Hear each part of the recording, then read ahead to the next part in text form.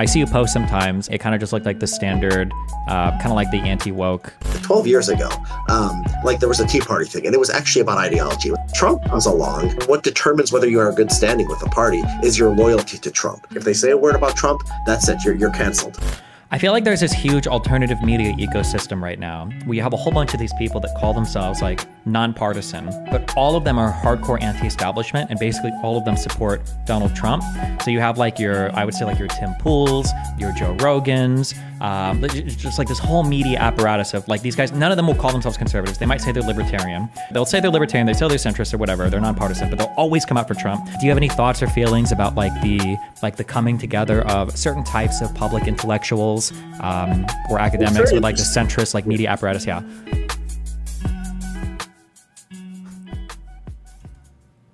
I'm assuming it's fine. Okay. Resetting.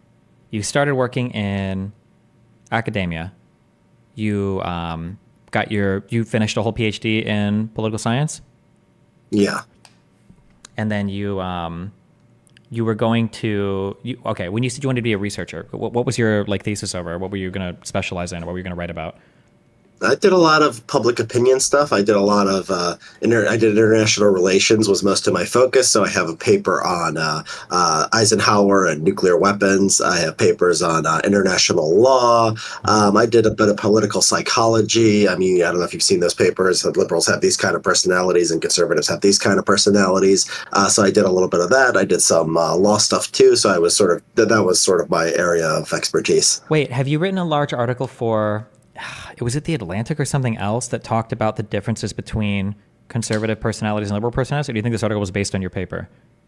I mean, there might have been some citation of one of my papers in one of those places, but no, I've never written an Atlantic. I wrote one article for The Atlantic when I was in law school, actually, like 12 years ago. It was about basketball. It was about NBA playoffs and whether teams that are behind tend to catch up in the second half of the game, and whether things that has relevance for whether you take someone out when they get into foul trouble and so forth. So that was my only Atlantic publication. So you might have seen me in other places, but The Atlantic, okay, no, not in the last like 12 years. I feel like I remember reading an article about that, like differences in personalities and like different outlooks on life and everything. But maybe it was a broader paper, or not. I'm sorry, not even a paper, a broader article.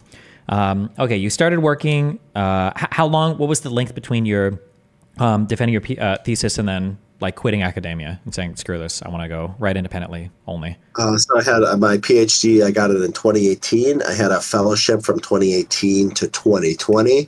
And then, it was about 2020, late 2020 when I started writing and it started taking off. Okay. And then why'd you leave academia? Because it sucks, it's boring, and it's hard to find a job. And, you could sort of only write these papers that are very narrow that no one reads. I mean, I was interested in sort of broader ideas than what academia sort of encouraged. So it's like, okay, you study this history of this country, or you study this, question. And I was interested in like broader questions, like what makes the conservative movement tick? What makes the liberals tick? Like, what is the trajectory of humanity when it comes to geopolitical conflict?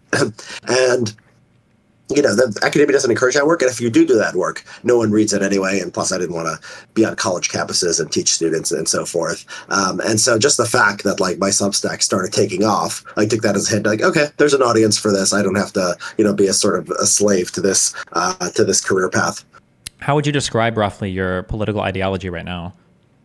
I'm pretty much a libertarian / classical liberal. I mean, I think that, there's eccentricities and sort of some heterodox things in there. But, if you assume what a libertarian would think on most issues, you'd be right most of the time. If you had to broadly summarize what you felt like the politically effective left and the politically effective right looked like, so like the majority voter base constituents of the parties in the United States right now, if you had to summarize briefly what you felt like both of those parties kind of stood for or believed, or what was driving them, how would you describe them? Or it doesn't have to be briefly, I guess. I'm just curious what your take is. Yeah, I mean, this is a very broad question, and I tried Yeah. to answer it in a broad way. I had an article a few years ago called "Liberals Read, Conservatives Watch TV," and it's based on some data showing that basically conservatives don't actually read newspapers. They get all their information from TV, radio, mostly. Now they didn't even pull internet memes and Twitter and so forth, but I think that's probably like a as big a source as anything. Liberals, I would say, are like a kind of sort of intellectual community. I mean, it's sort of the natural home for people in American society who are just sort of unreflectingly, and I'm not, you saying that to insult them because it's unreflecting on both sides, are just, they trust institutions, they consider themselves educated, they've made it in society. They think like if something's in the New York Times or it's in Nature, the scientific journal, like, that means something. A professor at Harvard means something. Like, these are experts. You should probably trust them, defer to their judgment when you have nothing else going on. And there's kind of like this intellectual dialectic, right? So like new issues pop up, like, oh, we should go like more left wing on economics. Oh, we should be accepting of LGBT and trans and so forth. Mm-hmm. And so that's liberalism. It's sort of the default for like a smart, educated person in America. Conservatism is, I think, people who just sort of don't fit into it for whatever reason. I mean, so some of them are just fundamentally religious and they don't see like, their worldview represented in government and in elite institutions. Some of them are just sort of cranky or, racist or homophobic and so forth. Some of them are, ideologically libertarian, which is, which makes them sort of, they have more in common sort of with the intellectuals of the left, but they're different because they have a different ideological worldview. And a lot of it is just sort of gut reaction to whatever the elites are doing, right? We don't like immigration. We don't like, we don't like these new rights for these different kinds of sexual minorities. And there is, like within conservatism, as there is within liberalism, this kind of intelligentsia that actually translates some of that into policy and sometimes doesn't even translate the instincts of the masses into policy. It just sort of has its own policy that it sort of free rides on top of that. I mean, you see that with a lot of foreign policy stuff and a lot of economic issues on the right. So yeah, I mean, I think people should read. It's a 10,000 word article on this, where I go a little bit into like more details and like you would expect conservatives to behave in this way in this situation. You would expect liberals in this way, but that's the broad theory. I mean, there's so much shit you could say on top of that, but I guess that's like the nutshell version. Not to be too, I guess, like heavy-handed, but normatively, it kind of sounds like that sounds a lot more negative towards conservatism than liberalism. Do you view like one of these as having like a closer tether to reality or the direction that you would want to see the United States go? Or do you see both of them as kind of like pulling correctly and incorrectly in different directions in similar ways? Or how do you view that? Yeah, I mean, so people are sort of, I mean, they're sometimes confused by me, and I think that this is like gets to the heart of it, because when you hear me describe conservatives and liberals, I seem friendlier to liberals, and in a way I'm like liberal in the sense of like, they're intellectuals, like they care about ideas, even if their ideas are wrong. I mean, I just, I'm on conservative Twitter and all day it's like, oh, Biden's dead. Oh, my sources tell me he had a heart attack. Oh, my sources tell me that Michelle Obama's going to, like, these things that are just not connected to reality in any way. And so, I mean, that I do have sort of a dislike for the conservative movement in a way. I also like don't have any, affection for, the pro-life movement or these religious conservatives and these other ideas. At the same time, I just happen to think that for like, contingent sort of historical reasons, and in most countries it's not like this. Actually, in most countries, free market policies are not correlated with social conservatism. I have an article coming out on this on Monday. In most countries, if you're economically libertarian, you're more likely to be socially liberal, so you're more likely to be, pro-abortion rights and things like that. But in this country, it happens to be the case that the social conservatives and the people who want to restrict immigration are pro-market. So I can understand what you just said. Are you saying that in other countries it's negatively correlated, or are you saying it's completely unrelated? Like, are you saying in other countries? Yeah, go ahead. In some places it's unrelated, and in some places it's correlated in the opposite direction. Okay, That's more common to be correlated in the opposite direction than in the U.S. So there's a big paper that I'm going to cite in my article that has like 99 countries, like public opinion data, and like what's your opinion on the role of women, and what's your opinion on like abortion, and what's your opinion on immigration or something like that. And then it's like, okay, how like economically, like how big of a government do you want to help people? And yeah, in most places, like in Eastern Europe, it's like negative correlated. Like the people who are socially conservative tend to be wanting, they want more kind of a socialist kind of government. And so I think that I think these things that we call the right and left, they're not natural. I mean, they're not naturally correlated with one another. I mean, it's historically contingent. I happen to think the economic issues are more important. I mean, it would be, if it was a case where like one side wanted to like just exterminate everybody or something, I'd say, okay, this issue takes precedent. I mean, there could be issues that take precedence over that, but given like the narrow bounds of like what Americans debate, I think the conservative policies on economics are correct. Gotcha. Before we dive, I guess, too deeply into that, so obviously you have a very contentious history. People always bring up the white nationalist or race realist stuff or whatever. Where do you stand on all of that? Or I guess what is your explanation for this stuff? Because I'm sure it gets thrown at you a lot on everywhere we go. Yeah. This was like 15 years ago. I mean, I was writing, like a lot of right-wing people, I got very online and I got into these ideas, and I was sort of reacting to wokeness, and I was reacting to leftism. Mm-hmm. And I said some things, I was anonymous too. And when you're anonymous, I've become very anti-anonymity. And some people say, well, that's hypocritical. But my view is like, no, it brought out the worst in me. And it brings out the worst in you because you'll say anything. There's not a sense of you. You're like, I can leave this and I could have just had some, shits and giggles and I could go on with my life. Mm-hmm. Me, 10, 15 years later, I pop up and I'm writing publicly, and the stuff comes out. It's not good. It's not ideal. I'm not proud of that stuff. I mean, I don't believe in ethno-nationalism. I thought of it at one point as like a counterweight to sort of left-wing identity politics. Mm-hmm. But then I came to see like, you don't fight this one thing that's shit with this other thing that's shit. It doesn't like balance. It just makes everything worse off. So I moved away from that, and I have a lot of writing the last 5-6 years people can judge me on. Do you feel like you have like a political group that you can identify with right now in the United States? It's hard. I mean, not a mainstream group. I mean, I like the Colorado governor, Jared Polis. I mean, I like individual governors and politicians. But yeah, I mean, not really. I'm sort of alienated from both sides. Gotcha. Okay. I think that, okay, I'll ramble a little bit and you pick up wherever you want. One of the things that I think that's interesting about your Twitter account is I see you post sometimes, and I think initially I'd seen a couple posts, and it kind of just looked like the standard, kind of like the anti-woke dipshit. There's like an archetype right now online. I'm sure you're aware of it, but it's the person who is like a centrist nonpartisan who just so happens to support Donald Trump and attack Joe Biden on literally every single possible issue. They're very concerned about the democracy and the Democratic Party.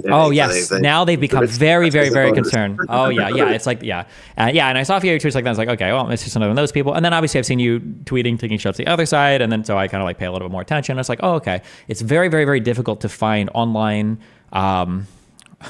the word now is influencers. It's what I use to describe myself. It's kind of cringy, but listen, I'm 35. We all use influencers now. But yeah, I guess like writers, YouTubers, or whatever, who seem to genuinely have kind of like their own point of view. Even if I disagree with parts of it or even large swaths of it, it's very hard to find people that don't just like fully fall into one particular camp.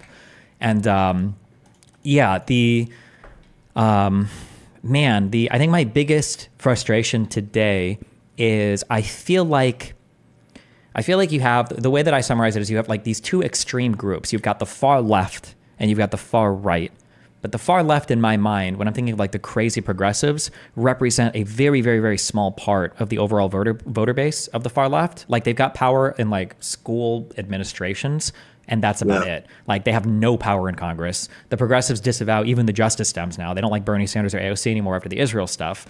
And so that's like the far left, right? They exist on Twitter, they exist in schools, and that's about it. And then the far right, in my mind, is like 90% of the Republican Party right now are the people that support Donald Trump. And the frustrating part for me, I guess, is as much as I might not like things like trickle down economics, right? Like I might think that like, okay, well, this obsession with give more money to business owners and magically people will come out like, this is stupid. I think that type of counterbalance to the other side where it's like 15 an hour, that's the start. We need 25 an hour. We need 50 an hour minimum wage. It's like, okay, well, this is very stupid. Like that type of like counterbalancing is important for like these two extreme sides to fight with each other. I feel like at this point, this sounds like very mean, but like I feel like conservatism is totally like just a waste of oxygen in the United States right now. Like there is nothing of value that anybody or the vast majority of like the Trump supporting movement brings to the table right now. Jesus. So yeah, I mean, there's I think I agree with a lot of that.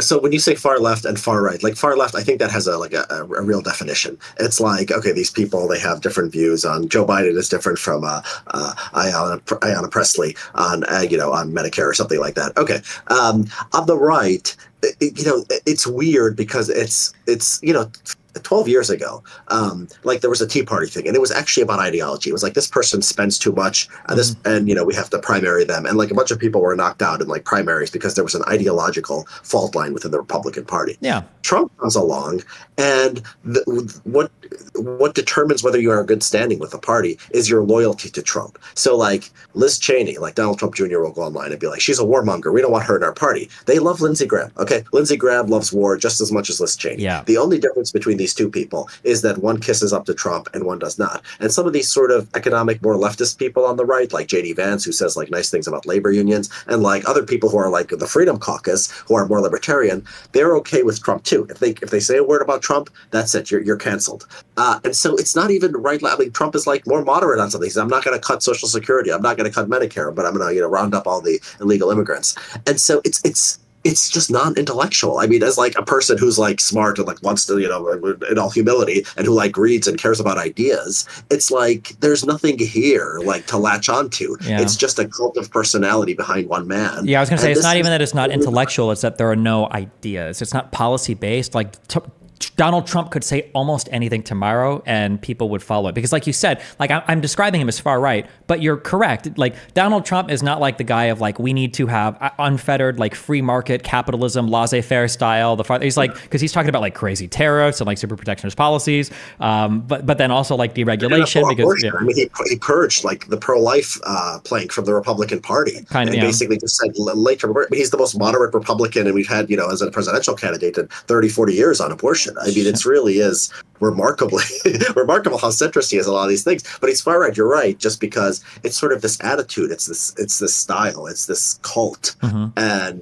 you're right. There's just, I mean, when you say, they're a waste of oxygen, I understand. I mean, there's nothing there for like a smart person to latch onto. And it's terrible to see, like, because my friends, they're often smart conservative. They went to the best law schools or whatever, and they become MAGAs. I mean, their brains, and you probably see it with people on Twitter who've had success in business or whatever. I mean, they just become pure, January 6th was nothing. I mean, they start to become anti-vax. Just if you bring up any flaw of Trump or the conservative movement, they bring up Black Lives Matter. It's just a very sort of petty way to go through life, and sort of an inability to just treat ideas like on their own merits. Like everything is just partisan warfare. And this is sort of what Trump the man has like. They were like this a little bit before. I mean, this was always a sort of instant conservatism, but Trump just just the man and the movement just sort of like fit just completely perfectly.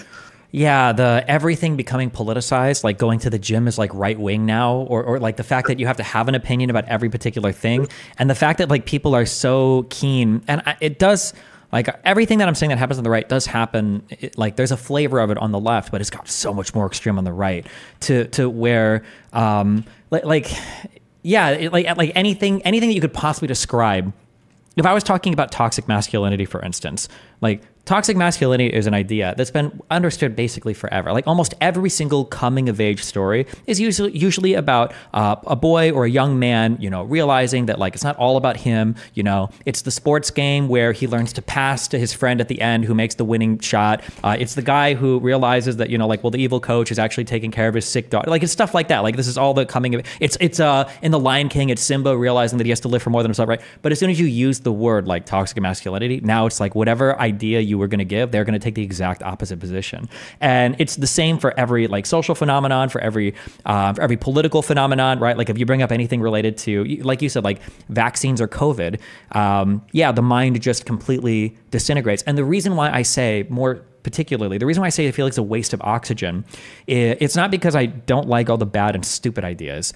It's that it deprives of oxygen, I think, really good conversations. Like I think, man, there's so much interest in my mind about the COVID lockdowns in terms of like prospectively, going back with what we had at the time, did we make the best decisions? Retrospectively, what could we have done better? There are so many really good, rich conversations to mine there in economics and social policy, in federalism, like state versus federal government, but none of that conversation is happening. We can't have any conversation about that because we're talking about whether or not the neo-commie Marxists were trying to, steal all of our businesses and lock us down forever with vaccine passports so that Bill Gates and George Soros could inject mRNA into us to change.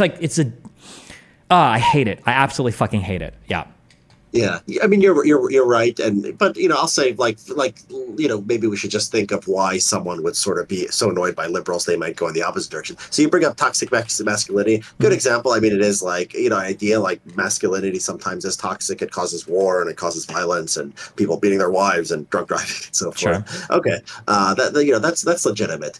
You also have a lot of crazy people in academia. Now when they do this thing, I find it sort of like okay, can you define woman congressman?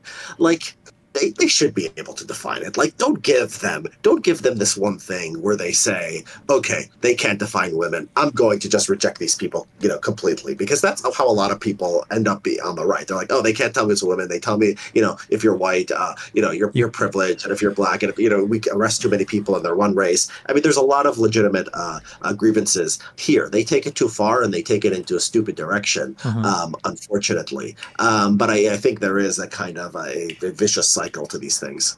Yeah, I agree that the sometimes the over academianizing, that's not a word, but people will have these arguments publicly where it's like, oh, well, actually, if you're black, you can't be racist to a white person. It's like, wait, really? I feel like anybody can be racist to anybody. Well, no, because racism is when you have an adequate amount of societal power and then you can institute this in a way. And it's like, okay, well, nobody uses racism like that.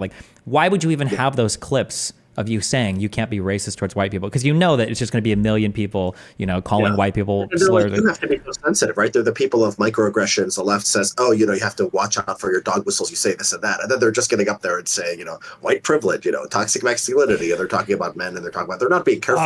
You stole that from me. Yes. No, that is 1,000,000,000% true. One of the really irritating fucking things about that is progressives.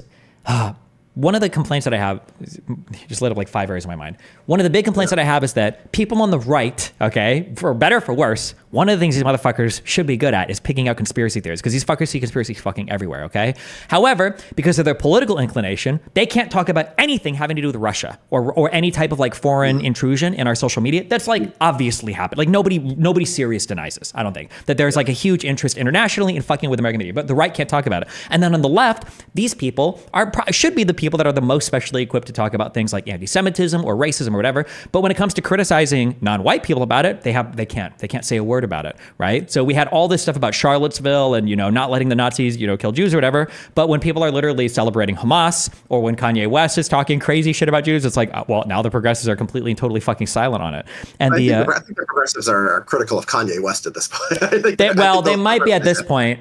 But at the time, there wasn't anywhere near the pushback. I don't even actually know. I don't think there was as much pushback against Ye as there was against the Charlottesville stuff. I think that somebody emailed me this, and I think I agree. The pushback against Charlottesville wasn't because of the anti-Semitism; it was because of the white supremacy. People on the far left don't like white supremacy, and Nazis are white supremacists, but they don't care about the anti-Semitism as much. And if the anti-Semitism is coming from a minority, I don't think they have the same energy for it. Yeah, I think that's right. I think that's always right, and I think that, but it's an amplifier too. If the anti-Semitism is coming from the white nationalists, and it's like, okay, this is Hitler. Then it's coming from the left. It's sort of like, their heart's in the right place. They just want the Palestinians to be treated a little better. I think there's that kind of inclination. Although I will say, the anti-Semitism thing on the left, I mean, it exists. But conservatives really, I think, do overplay it. I mean, they had these hearings in Congress, and they would bring in these students, and they would say, I feel unsafe on college campuses. It's like, come on, guys, you guys were making fun of this. Someone could even yell at your face and say, I don't like Israel, I don't like Zionists. You're not unsafe. I mean, I think this is a sort of concept creep that conservatives have sort of played into lately. Maybe, yeah, it's possible. Although, if you're a progressive, it's really hard to make that argument when you've been the party of microaggressions for 10 years. Where you're trying to say that somebody saying they prefer, straight hair to curly hair is something that makes black people feel super uncomfortable everywhere. Well, now all of a sudden, as a Jewish person, you're supposed to be okay with people saying, holding up the Houthi flag and then trying to explain to you how, well, actually, when they say death to America, death to Israel, and death to the Jews, that's not actually anti-Semitism. They're actually speaking about anti-colonialism there. Okay, and it's like, really? Okay, yeah. Yeah, I mean, you've got to. I mean, like this is like a thing where you can always point out others' hypocrisy. I mean, someone's got to break the cycle, and this is what I tell my conservative friends. It's like you're going to point to this thing where they're hypocritical, they're going to point to this thing where you're hypocritical. But like we go down that path, it doesn't take us anywhere good. Just be better. Just be better. It's probably going to be to your political advantage if you come across as like a normal person who is, who is not that angry and who can sort of speak with nuance. Like that's appealing to like people who are just sort of tired of politics and don't care about anything. But I don't know if that's true. That's my issue. I think that's actually totally not true. I super disagree, and I wish I didn't. But you think if JD, I was telling someone this example. What if JD Vance came out and gave a speech where he's like, I am outraged by all the sexist attacks on Kamala Harris. She is a good person who has been a faithful public servant for whatever 15 years. We're gonna debate the issues, and we're gonna have a good, clean election or some shit like that. Do you think that would be good politics for him or bad politics for him? Horrible politics. Really? I don't think. I mean, like, let me ask you this question: what is Trump's policy platform? Because so your idea is that it will actually make a policy. So there is no policy. Conservatives don't even have that. I think that's why we've been talking about like trans issues for like 3 fucking years. I think it's because conservatives have no policy platform. It's whatever Trump says, and it's like the social issues that are all kind of wrapped up in that. Yeah, well, the way they would run it, and this is why they would be advantaged, because they would just say inflation, border. You're right. They wouldn't have like detailed policy proposals, but they would just say that stuff, and like people would say, "Oh, they're seeming moderate and high-minded." But this is Trump. This is not who Trump is. This is not who Vance is. And then like, "Oh, inflation. We don't like inflation. Therefore, Trump is going to be better on inflation." I mean, it's not going to be that sophisticated. On the policy thing, I mean, they did rewrite the platform to just make it whatever Trump says basically. There is sort of, but I do think there is a predictability to what the policy is going to be. So like if Trump gets in office, he's going to appoint the same judges that Ron DeSantis did. He's going to probably appoint many of the same people to the federal agencies. So I think they're going to try to cut taxes. They're going to try to do a corporate tax cut of the individual tax cuts, which are going to expire.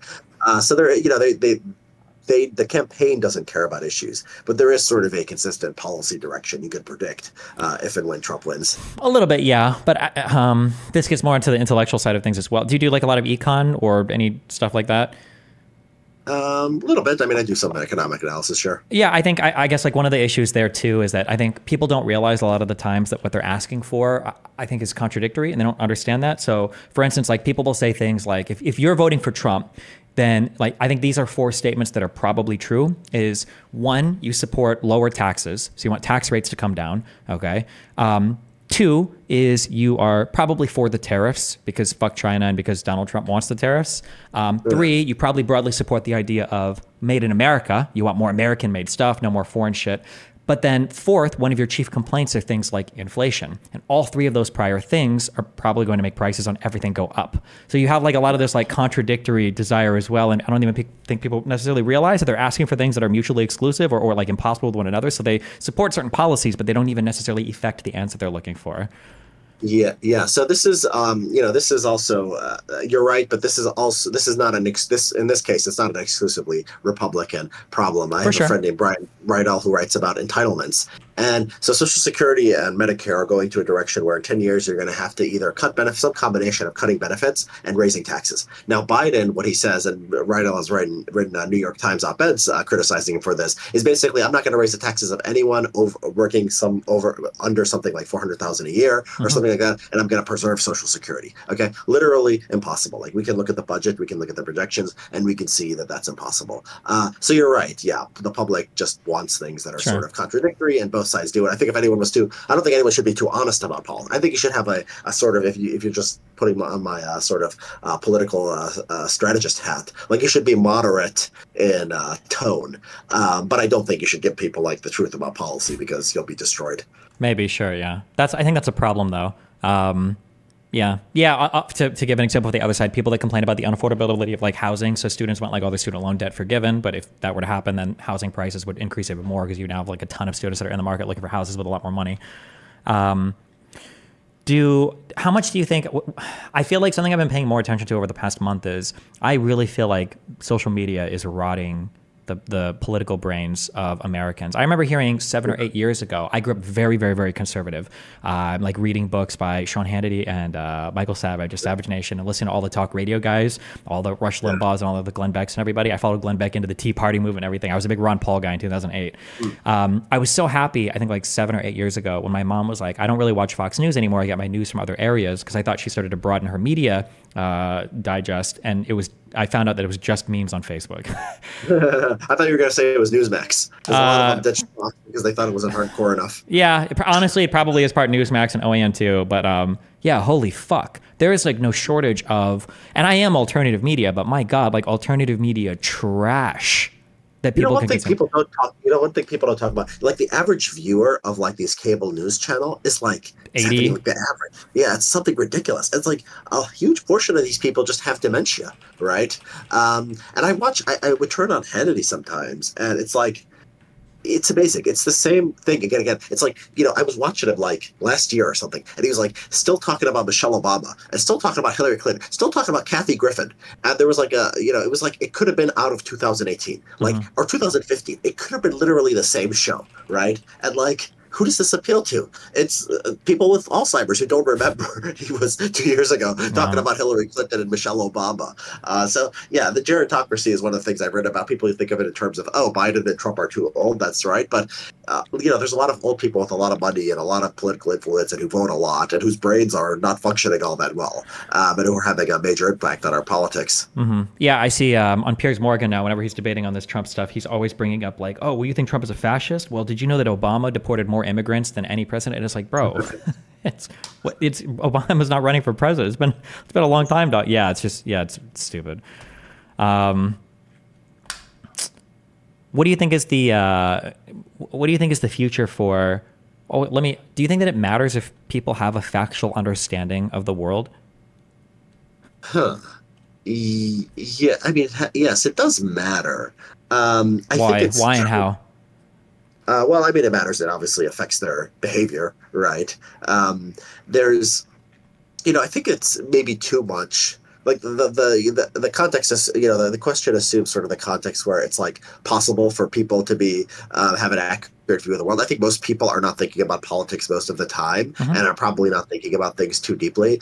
And so, like, for most people, I mean, it's, they would behave differently if they had an accurate understanding of the world. But it's probably too much to wish for like the majority, like 51% of the people or something, to think like that.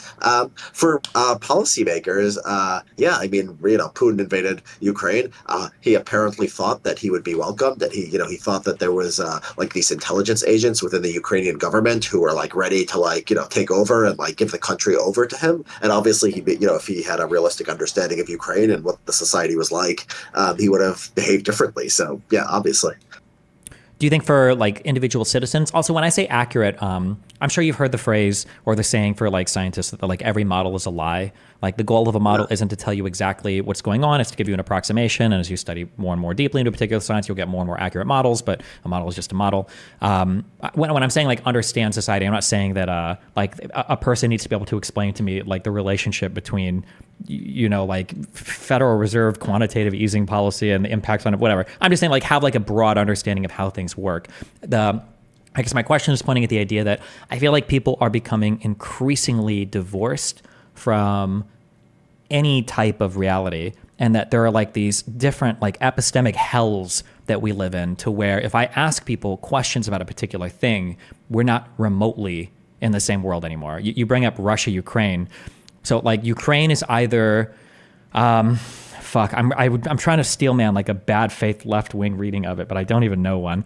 I guess like in my world, like I would say like Ukraine is a sovereign state that was invaded in 2014, and then it increased in 2022 by another sovereign state for largely no reason, and there's now an ongoing war where Russia is trying to interfere with Ukraine's ability to have territory and be an autonomous country. And then on the other end, you've got Ukraine is a country that in 2014 was couped artificially by the U.S. government so that we continue to fund Nazis in Azov and biolaboratories with genetic diseases that are targeting ethnically Russian people and Americans, and it's like, holy shit. And Putin is like the savior of the West, and he's like based and stands for Christianity, against like the trans-Ukrainian army.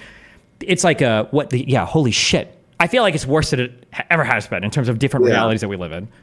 let me give you an example of like why, yeah, exactly along the lines you're saying and why it matters. So, the vaccine when Operation Warp Speed, I mean, was I'm sure you agree is a great success. Trump tried to take credit for it at first, and we want to create the incentive structure where like we continue like pushing for vaccines for other diseases that might come down the line.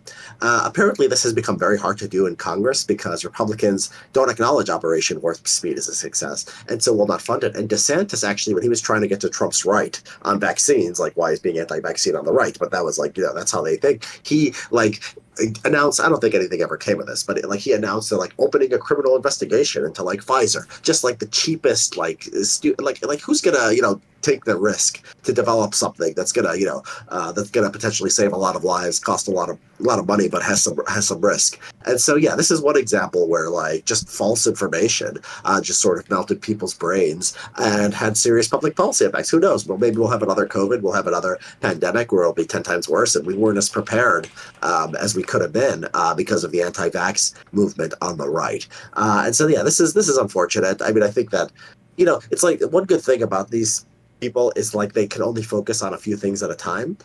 So it's like the right-wing lunatics are like obsessed with vaccines and they're obsessed with Ukraine.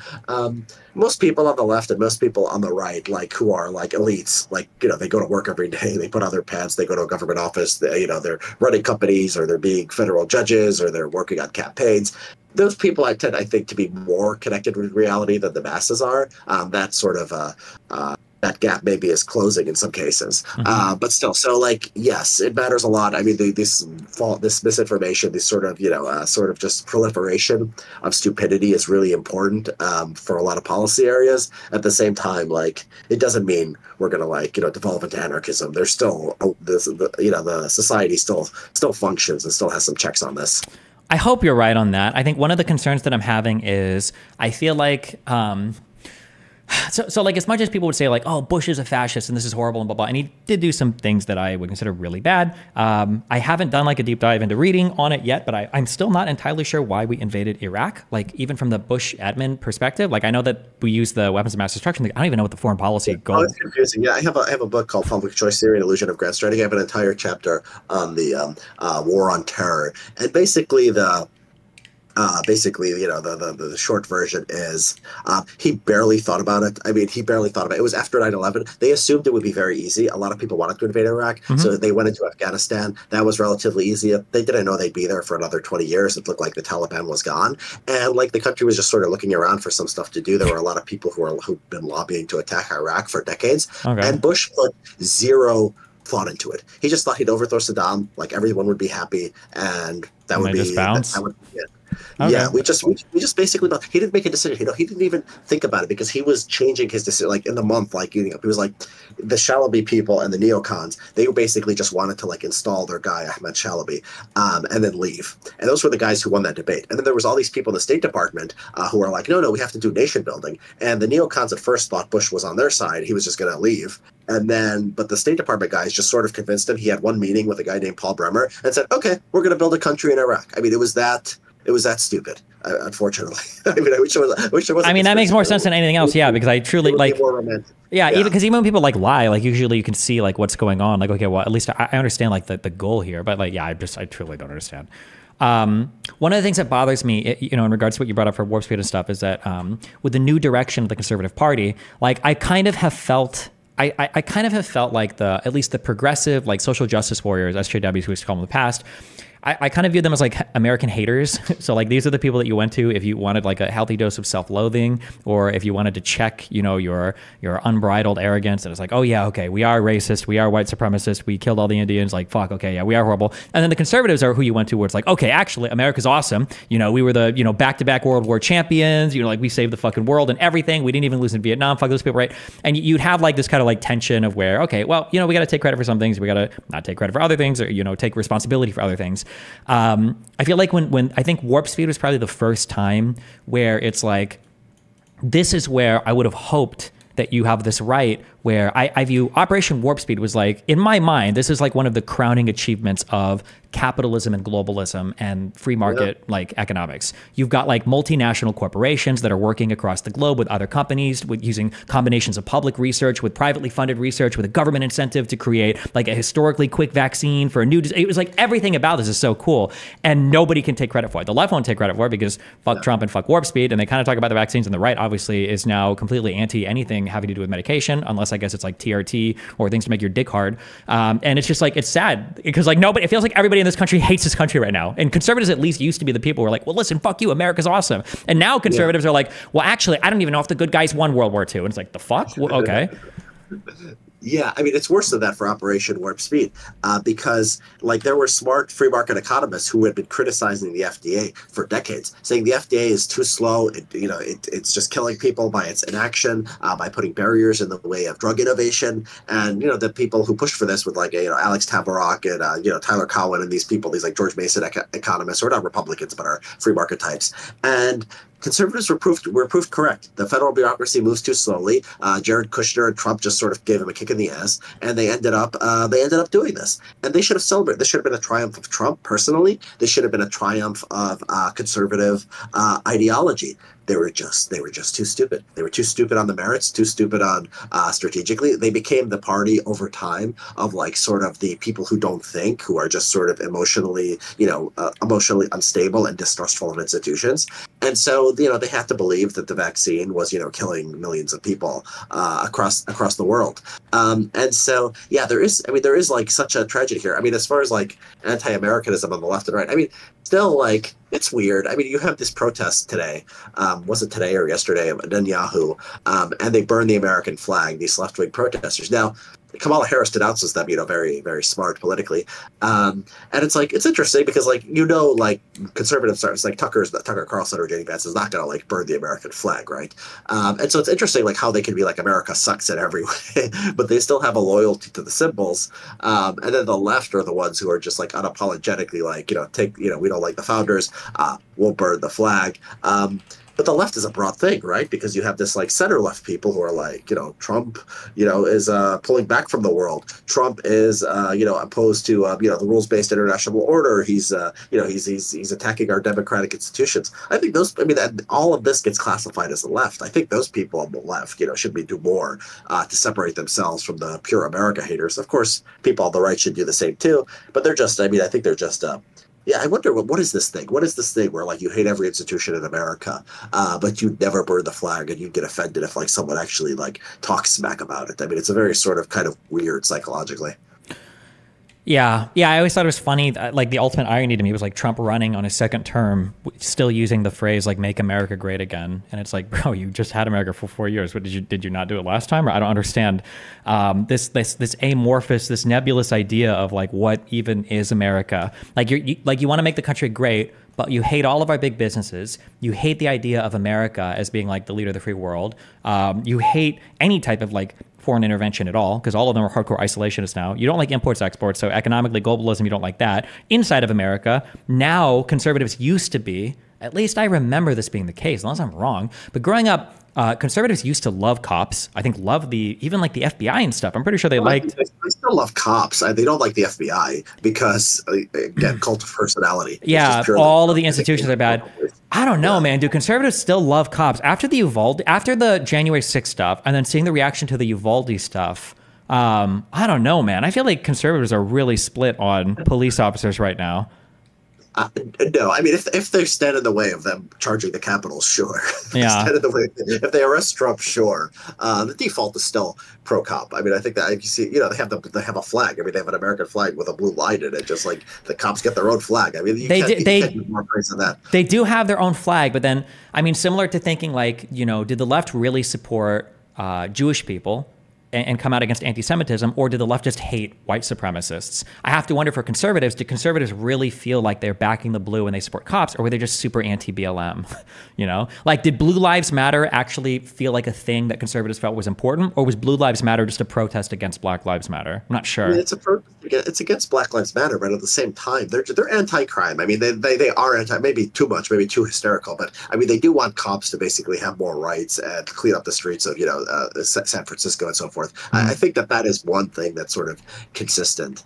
Well, anti-crime, except when it comes to the president of the United States, apparently. No, the Trump cult supersedes all. But then there's like a second layer of like some things that actually are not related to that. Sure. But you're right. Yeah. The cult is everything. People don't get this. Like when DeSantis was running, I wrote about this because people are like, oh, they're gonna like DeSantis because DeSantis is like Trump without the baggage. He's gonna fight wokeness. He's gonna fight illegal immigration and so forth. It's like no, they didn't want that. They wanted literal Trump. Like that was the whole point. It's like the cult of personality, right? And DeSantis like ran his campaign in such a sort of wimpy way. I became disgusted with it over time. But I think we tested the hypothesis that it's like anything but the cult of personality, and it came out, no, it's just the cult of personality. They just really, really love this guy. Yeah. I thought DeSantis was going to be like a huge threat to Trump because he's everything that Trump represents policy-wise. Plus, he's got a proven track record as governor, like arguably one of the most successful Republican governors. Are with him. I mean, the Claremont Institute, these guys, most conservative influencers who are somewhat intellectual, they were pro-DeSantis. Like the Laura Loomer, like, there's some who are just completely retarded who have no sort of ideology at all. Those people were always pro-Trump. But the conservative intelligentsia, I mean, as soon as it became clear, they got on the Trump train. They weren't gonna oppose him. Yeah.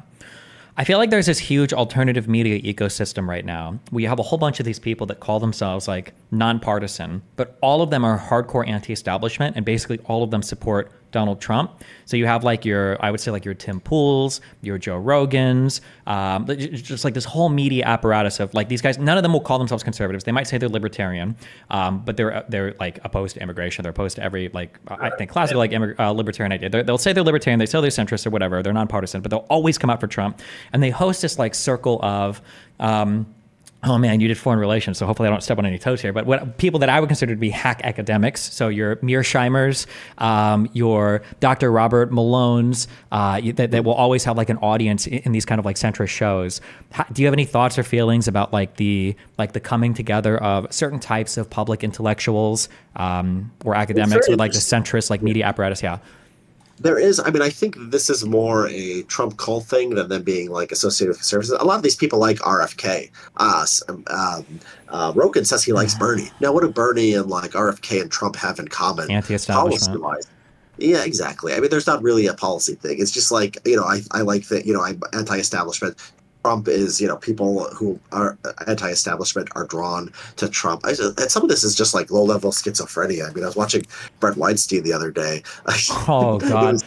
The one where he was talking about how they tricked us into thinking that Biden was dead by not having him give a speech for a day. And yeah. And that the point was to get away from the conspiracy theory of like what really happened with the Trump assassination attempt, right? And so this is just like Weinstein is an interesting character because he has 1 million followers on Twitter, and it's like he's not really ideological. He's just like consistently stupid. Like he just believes like the Chinese are sending illegal immigrants and they're genetically programmed because of the one-child policy. He says these things that are just absolutely crazy. He thinks the October 7th attack was to distract us. There was this outing of this like one conservative influencer or something, and he was like, the October 7th attack was to distract us from this, or the outing was to distract us from October 7th. I don't know which is which, but it's like one of these things is to distract us from the. I mean, this is schizophrenia. This should be treated as like a mental illness, right? And well, but it's a majority of the people on that side, though, right? These are like really popular figures. And I think most people buy into this stuff. Like when I talk to my parents today, they believe in every single one of these theories that January 6th was either fake or Antifa, that the vaccine was evil and horrible, that Russia's really not as bad as Biden is trying to make us believe. My mom is a Cuban immigrant. My parents both did 20 years in the Air Force in the Cold War, okay? And these people now, are like fully on board with, and it's like watching the change. Even my parents, I'm like, Jesus fucking Christ. They believe in all of it. And it's the majority of people. It's not just like before I would say, like if some guy wants to argue, to make the anti-libertarian joke, like, oh, libertarian wants to argue there should be no age of consent. This is like 1% of people. Not even amongst libertarians, most people don't believe this, right? But now it's like, what percentage of Americans believe that like the election wasn't authentic in 2020? For Republicans, it's like 70-ish%, depending on what poll you see. 70% believe the election was stolen. Like the votes were not real. And it's like, holy shit, that's a big problem. Yeah, although the conservatives, what they'll point to, and I'll tell you, why it's the same and why it's different. Hmm. What they point to is they can find polls from 2016 saying that, the election was stolen for Trump, like the Russians actually changed the vote. I don't know if it's like, it's like 30% or something like that. So that's true. And there was another poll recently about the assassination attempt. I don't remember what it was. And conservatives on Twitter run with this. Oh, look, liberals are just as bad. Now people are like stupid, all the time, and they have partisan conspiracy. The difference is, from Republicans, they are playing to it, right? It's like these politicians, like, Marjorie Taylor Greene and like Lauren Boebert and Trump himself. And there's influencers like Brett Weinstein who are sort of conservative, sort of not.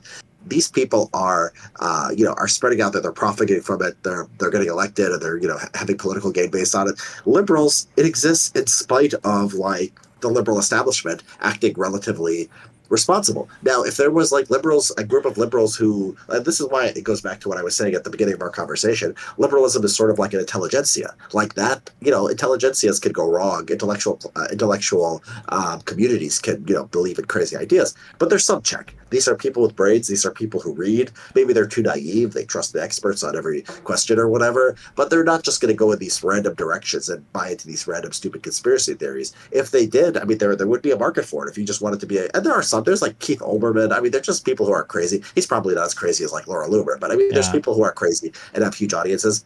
But they're segregated. They're segregated from sort of the responsible left, and especially in the Trump era. I mean, Ted Cruz is going on Alex Jones. I mean, there's no barriers at all. Between the crazies and the politicians and the elites. One of the frustrating things, I don't know if you've watched my descent into chaos over the past couple of weeks since the Trump assassination attempt, but one of the things that's just like, I'm just like so fed up with it is that like every single time something bad happens that can ostensibly be blamed on the left, even if it's a Republican shooter shooting at Donald Trump, like the left has to be out there saying like, guys, we're so sorry. We're going to try to turn down the rhetoric. When Biden was running, there had to be a disavowal over the BLM riots. It was like violence isn't acceptable. We always expect the Democratic leaders to come out and say, this isn't good. This isn't okay. And then on the Republican side, it's like January 6th. I mean, what part do you want me to condemn? When the FBI staged it, or when Antifa were the ones that broke in, or when the police officers were the ones that walked them through the building? And it's like, okay, well, what about the Gretchen Whitmer plot? Oh, you mean the one that wouldn't have happened if the FBI didn't facilitate the entire thing? It's like, okay, well, what about when, like, every single conceivable possible thing you can bring up was actually the liberals' fault, and conservatives will take responsibility for absolutely nothing, and they get credit for taking responsibility for nothing, and they get credit for like blaming it on the other side, right? And it's like, Jesus Christ, the media environment here is not the same, for these two groups of people. On one side you've got Donald Trump, whose son-in-law, is managing hedge funds or is part of organizations that are signing $2 billion deals with, the Saudi Arabian Crown Prince, and then on the other end you've got how many different news stories and investigations on Hunter Biden's cock, or the Hillary Clinton email stuff versus like the Mueller investigation. For as much as people want to talk about it, turned out nothing. That's not true. There are a lot of good pieces of information that came out. But aside from the credible indictments, there's a lot of good information that came out from that. Way more than came out from the fucking Benghazi hearings and the fucking Hillary Clinton email obsessive shit.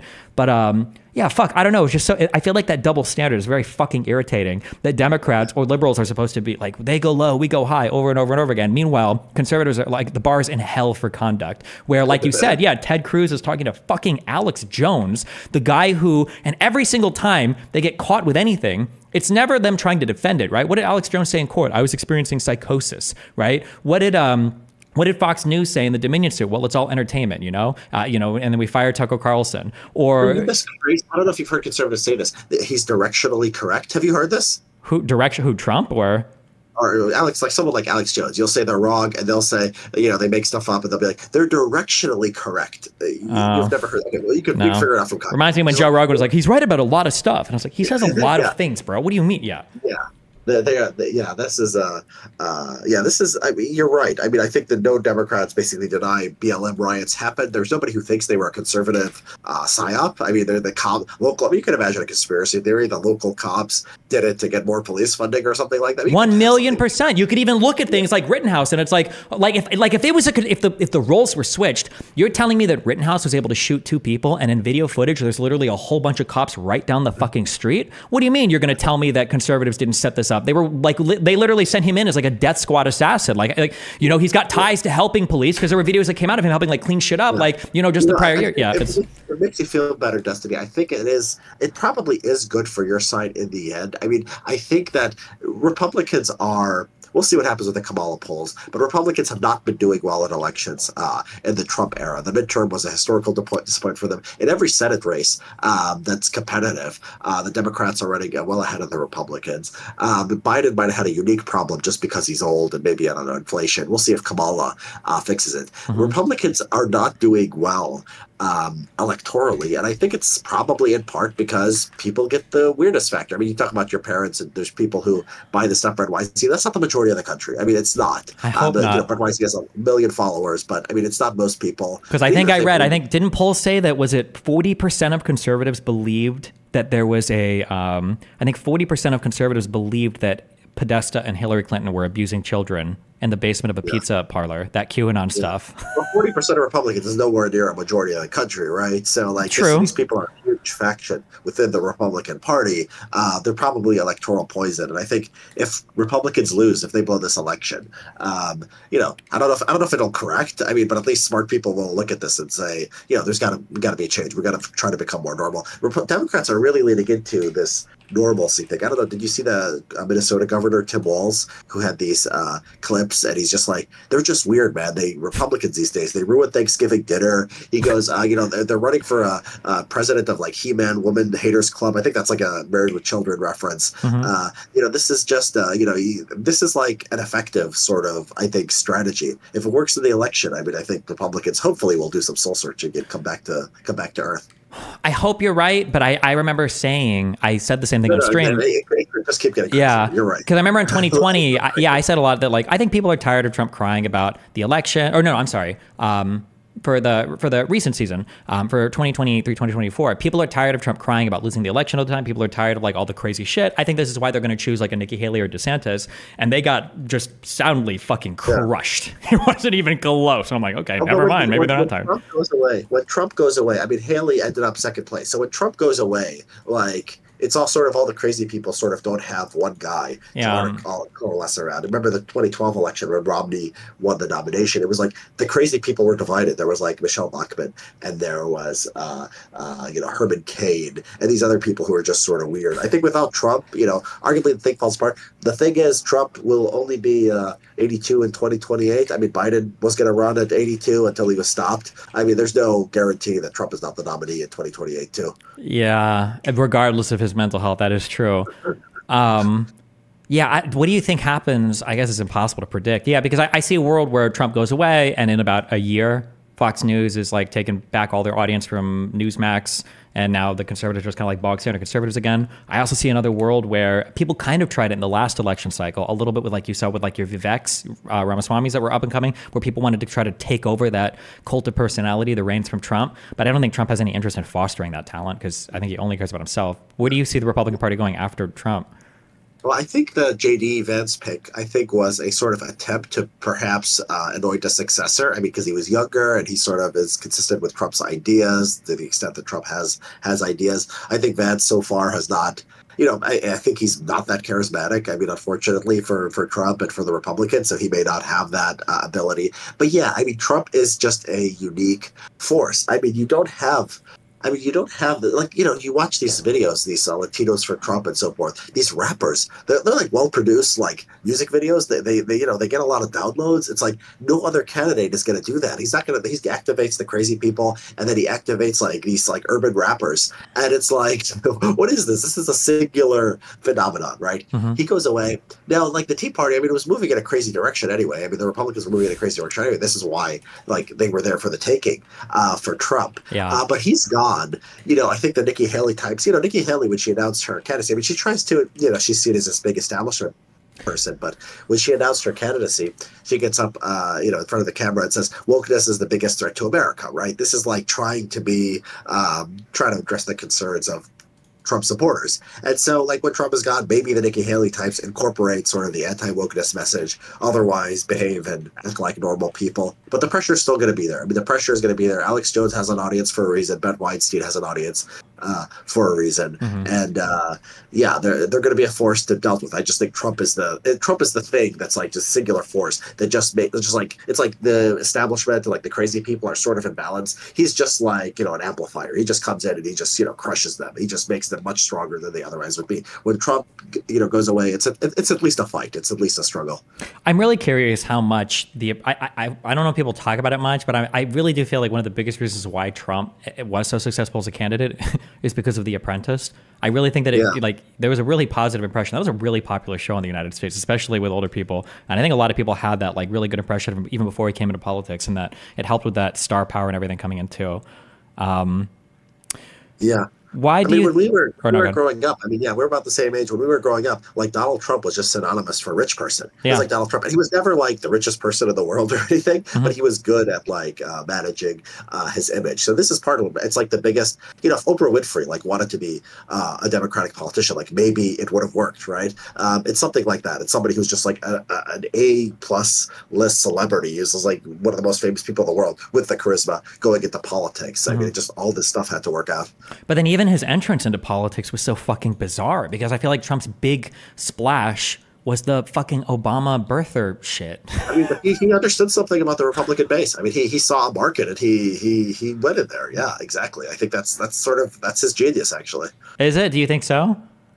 Yeah, I think he has a genius as far as a instinct for what the Republican base wants, because fundamentally he is like them. He watches a lot of TV. He doesn't like foreigners. He's very sort of crude in his habits. He eats McDonald's and likes gold toilets and so forth. I think he's fundamentally them. I think he's like a kind of a natural leader for them.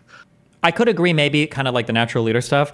I'm still not sold on him being like secretly like a genius. I think that one. No, I think it was he understood. It was instinctual. It's like it wasn't like 2012. I'm going to talk about birth certificate. By 2016, I'm going to run for president. It was just like he starts talking about it. He sees the reaction. Oh, sure. He's got like a natural inclination towards that crowd for sure. I could agree with that. Yes. Yeah. Yeah. And even in 2016, when he goes, the rape, they're sending their rapists, when he makes an announcement, some of them are good people. It seemed like accident. It doesn't seem like that was like a planned line, but he just saw like, there was such a reaction to it. And like people tried to cancel him over it. This made like a kind of a reaction to it on the right, the illegal immigration issue. He took it and ran with it. Yeah. It's not a master plan, but it is sort of an instinctual moving towards a goal. Sure. Do you think that, I feel like there are people online, I don't know if this has always happened historically, but I feel like there are people online, I call these like your mindfuck moment, where a person's entire political ideology is defined by one singular moment or struggle that they've had. So I'm looking at, did you know anything about like Eric Weinstein? I think it's Eric, right? For the Evergreen College stuff? The one who was at Evergreen was Brett. Oh, Brett Weinstein. Okay. Did you see the Evergreen College stuff? I followed it. Yeah. Yeah, so I went back and I read, I kind of assumed for a while that he was always like kind of crazy, like anti-woke dude, but I read a lot of the stuff that he had written in terms of the emails and stuff opposing that, like the day of absence or whatever. And I feel like everything he said was really on point. Like I could have seen myself writing something like, this is everything, I agree with this 100%. He supported the message, he supported the cause. He just felt like excluding white people is a lot different than some people volunteering to step back. And because of that protest there and his getting like kicked off campus by the kids or whatever, which was wrong. I think that the kids were in the wrong. I think it was stupid. I don't agree with any of them, but it feels like people have this tendency to, when somebody does something that you don't like, rather than saying like, that's so fucking stupid, I'm going to figure out like what's way better than that. People do this thing where like, that's so fucking stupid, I'm going to do the exact opposite of that. And I find like Jordan Peterson and Bill C-16, I think it's the same thing. I think Joe Rogan at COVID was the same thing, where people have these like one moments and now the rest of their political identity is shaped around being a reactionary to that moment or reacting to that moment. Yeah, I mean, I think that it is audience capture. I mean, people use the term, but it is true. It's sort of addictive. I mean, when you get when you get a lot of attention. I mean, Jordan Peterson almost strikes me as somebody who's like not really psychologically suited for what he's doing. I mean, he seems to break down a lot. It seems to have a lot of problems. It seems to have happened. Watching him fight with his daughter on Twitter is fucking hilarious fucking shit. I don't know if you've seen any of that. He's been fighting with his daughter? I did not know this. Somebody will like tweet something negative about his daughter or something. He'll tweet like, you need to stop. Like she's a whatever. And then his daughter will tweet at him and be like, Dad, it's okay. Like, it's not a big deal. And he's just like, it's just like fucking. Like, I remember he told her you're grounded. I saw him say you're grounded. I assumed it was like a joke. I think he's legitimately fighting with people on Twitter and his daughter's like tweeting at him, trying to get him to like calm the fuck down. Yeah. That's funny.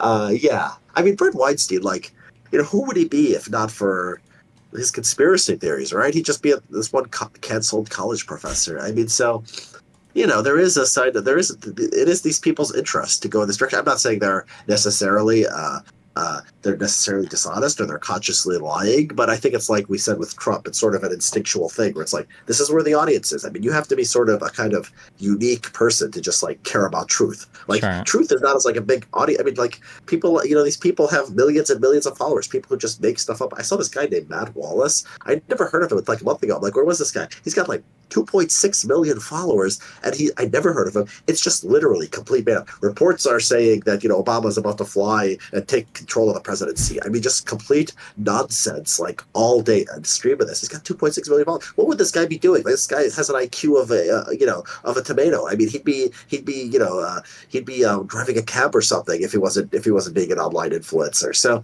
yeah, I think intellectuals, I think people who care about truth, I think they have to gatekeep a little bit. I mean, I think they have to be like, this is not okay. This is not stuff that, should be tolerated in the public discourse. It's pollution. It's pollution. It's like, yeah, I agree 100% with what you're saying here, but it feels like it flies in the face of what you said earlier, where you're like with JD, I think the example you gave is, wouldn't JD Vance have a better time coming out and being more policy driven? And I feel like right now, because of the social media apparatus and how stuff is fed to us, there's a huge incentive like never before to shovel, I don't want to say dishonesty. Dishonesty is like the byproduct of hyper emotional narratives that appeal to people's worldview. And then fact is like takes a far backseat to right. this. Yeah. But JD Vance is a political candidate. So there's difference from someone who has a podcast or a Twitter account and they're trying to get as big as possible from someone who's running for president. I think when you're running for president or vice president, I think that's when you moderate. JD Vance got where he is by being who he is, right? It was the sensible strategy to play to these sort of right-wing resentments. Now I think it's, he's in a different position, and now he's got to actually win over voters who are not part of that same community.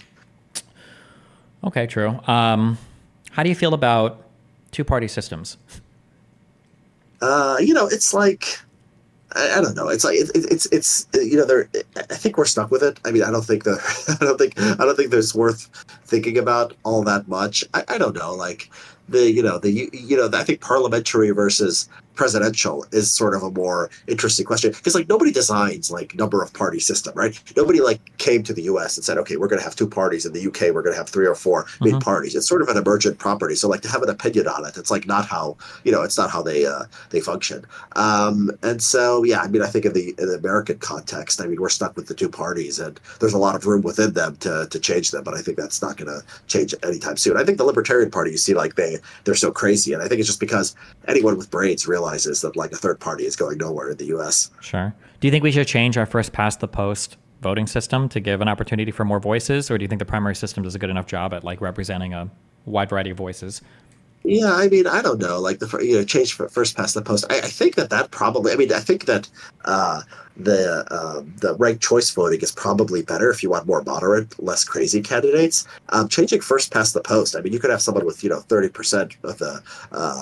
I think that could probably take you away from moderation. I think that you could probably have more crazy people getting into office. And so, yeah, I don't know. It's hard to organize these things because so much depends on the culture and sort of the institutions within society. I think these things can go in either direction. Okay.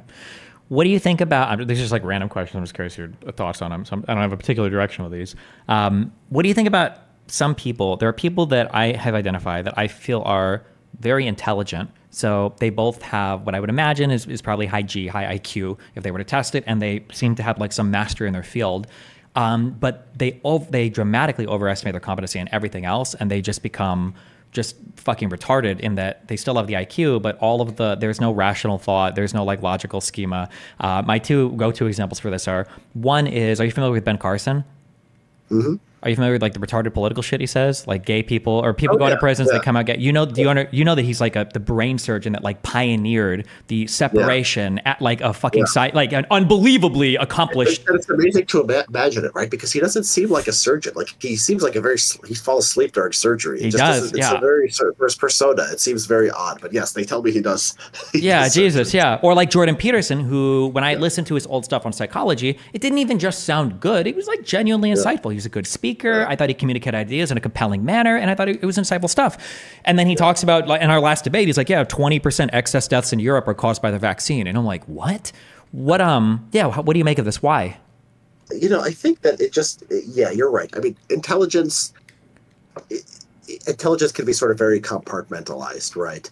And I think this sort of phenomenon you're describing is absolutely real. I mean, you look at these tech guys and you look, they made like, billions of dollars, like they invented pioneered something, and they're just talking like a Fox News boomer. I mean, there's nothing like they're adding in terms of ideas. You're right. I think this is like a good case for liberalism, like small L liberalism, not like the Democratic Party, but like having a society with like pluralism and like free speech, because like nobody is that smart. Like somebody could like, send rockets, send rockets to space and revolutionize various, tech industries, and just have like, can be responding to cat turd on Twitter and being very impressed with him.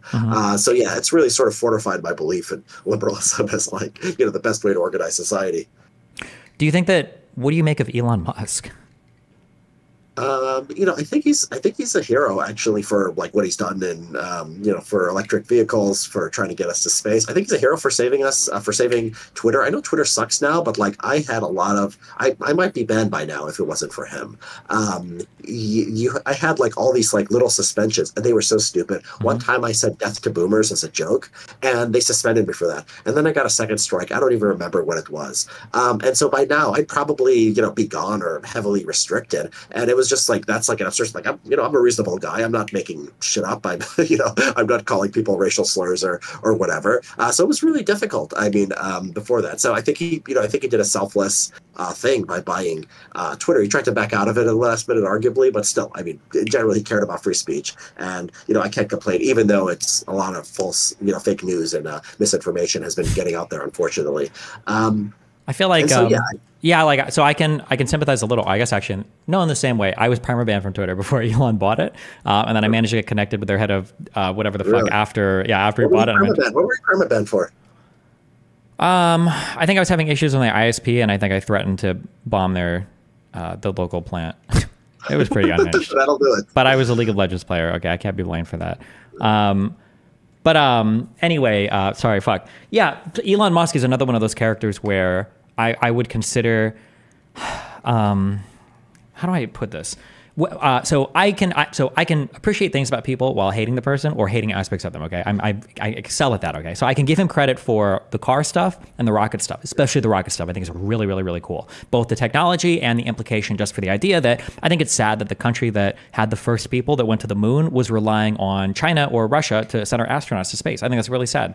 And the idea that and again, I think it's an accomplishment of globalism, of immigration, of capitalism, and of government incentive all come together to make it so that things like SpaceX and then Tesla were possible. I think that's really, really cool.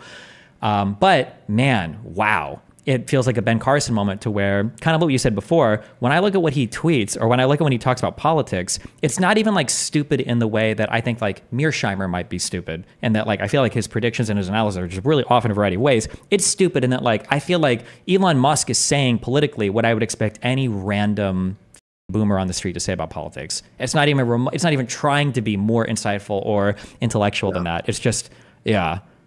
I wonder how much of it, I mean, I wonder how much of it he just sort of sees politics, and a lot of these tech guys see it as the way you see a business. So like you're on the red team, and so like when you're trying to raise funds for a company, you're going out there and you're just hyping it to the greatest extent possible, right? You're not thinking in terms of like what's actually true. And I suspect a lot of these guys approach politics the same way. I mean, the way they all just buy into this, oh, the Democrats are disenfranchising their voters. Like no Democrat is even buying this, right? They're just sort of seems like they're just throwing whatever they can at the wall and seeing what sticks. Yeah. And so, Musk, I like a lot of his opinions. I mean, I think he's right on like COVID rules and he went from California to Texas. I think California has done terrible things as far as incentivizing business. I think they were crazy on COVID again, and he was right to push back against that. But yeah, I mean, you're right that there's many things he says that are not well thought out.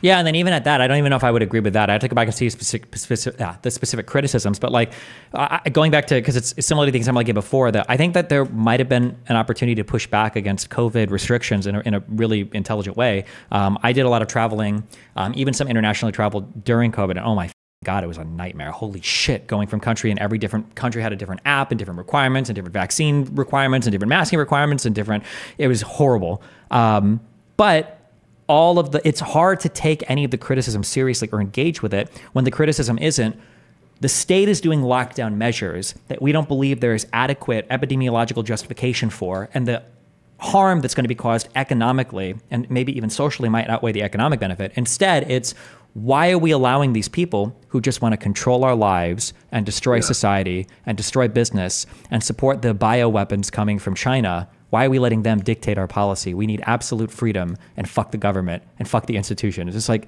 well, fuck. Like, how am I supposed to agree with that? What am I supposed to? Yeah.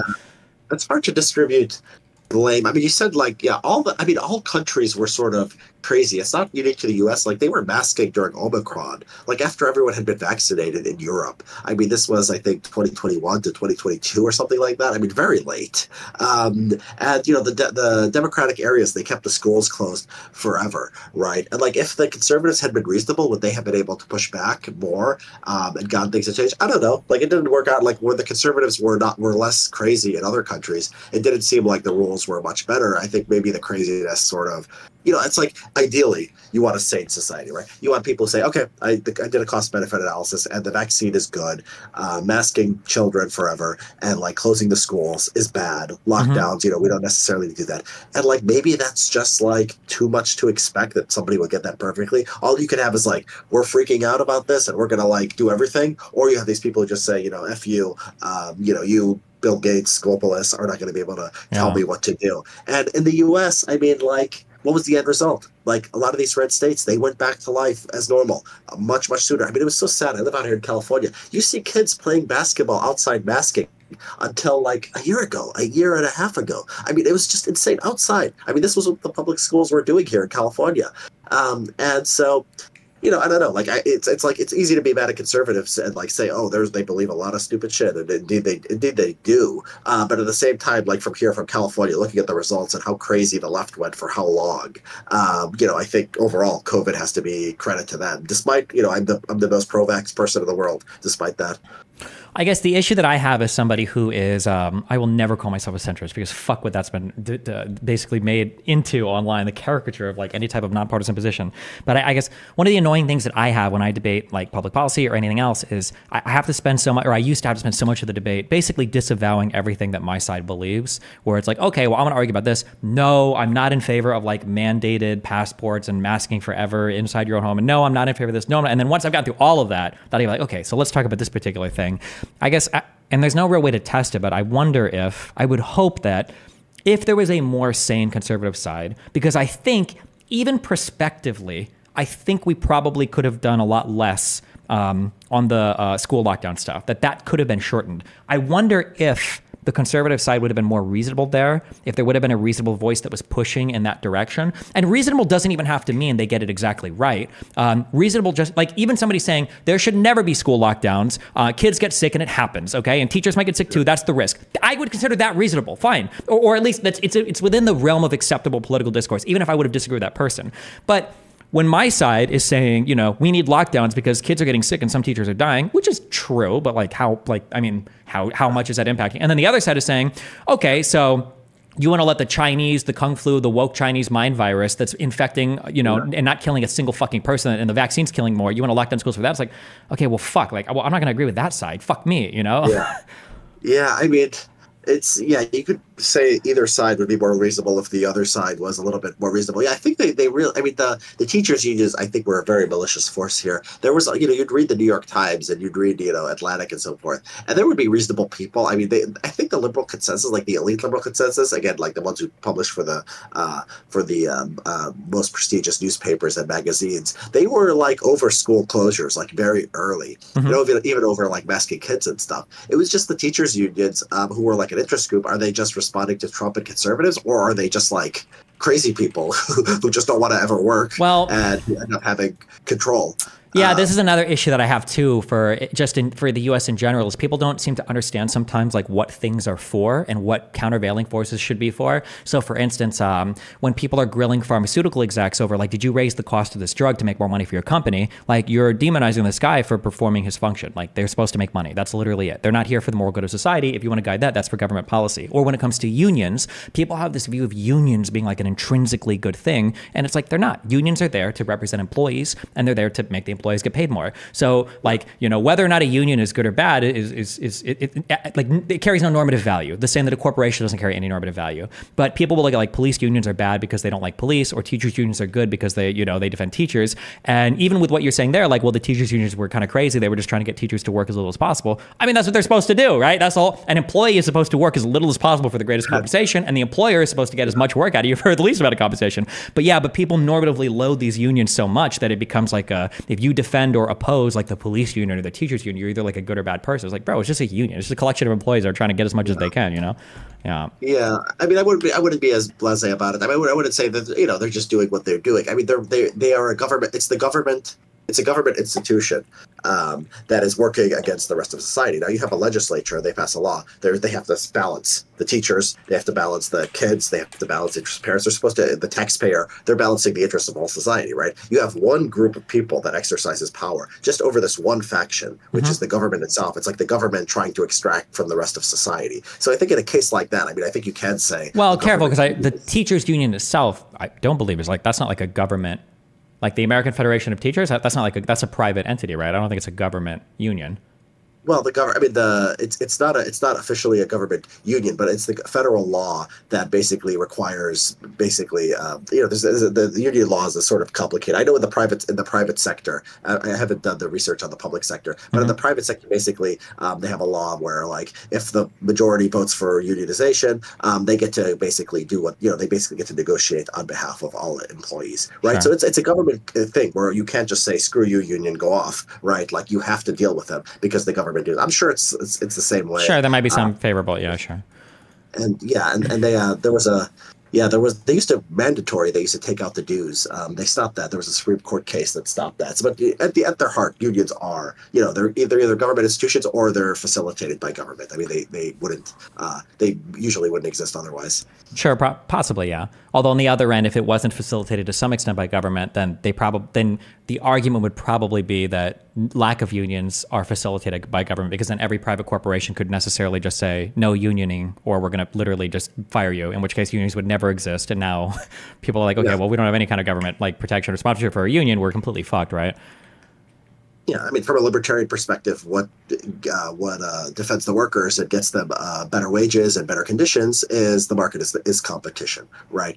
So if somebody's screwing over their workers, they find a better environment. It's not a perfect system, but it does create the right incentives. Obviously, there's going to be power asymmetries. If you really are worried about that, I would prefer just giving people money directly, and then the balance is not so bad anymore if you have a universal basic income or some kind of means-tested welfare policy. Like, okay, but I think the competition is the best way to sort of determine, like, the distribution of labor and resources.